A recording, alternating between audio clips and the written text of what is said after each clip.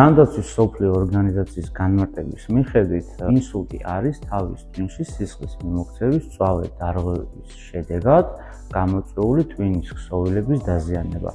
არსებობს ინსულტის ორი ფორმა: იშემიური ინსულტი და ჰემორაგიული ინსულტი. იშემიური ინსულტი გულისხმობს არტერიის თრომბით ხშობას, ჰემორაგიული ინსულტი სისხლის აქცევაა ტვინში. ვინაიდან ინსულტი ფუნდამენტურად ქრონიკული დაავადებაა, მისი რეაბილიტაცია მოიცავს ჩარევას ადრე მწვავე ჰოსპიტალურ პირობებში და ასევე მოგვიანებით სპეციალურ სარეაბილიტაციო ცენტრებში.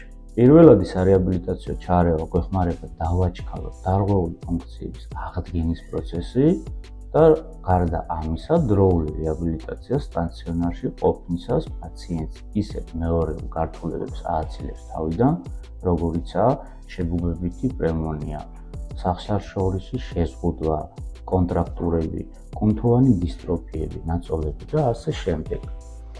სარეაბილიტაციო ღონისძიებები უნდა დაიგეგმოს და ჩატარდეს მულტიდისციპლინური გუნდის მიერ, რომლის ძირითადი წევრები არიან ფიზიკური თერაპევტი, რეაბილიტოლოგი, ოკუპაციური თერაპევტი, მეტყველების თერაპევტი, ფსიქოლოგი და გუნდს ხელმძღვანელობს ექიმი, ნევროლოგი.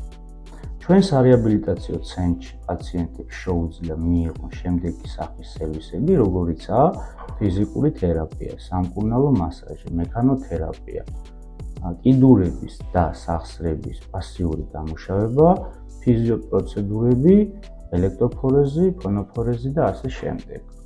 ჩვენი სარეაბილიტაციო ცენტრი ჩართულია სახელმწიფო პროგრამებში, რაც ინსულტიან პაციენტებს რეაბილიტაციის პროცესის დაფინანსების შესაძლებლობას აძლევს.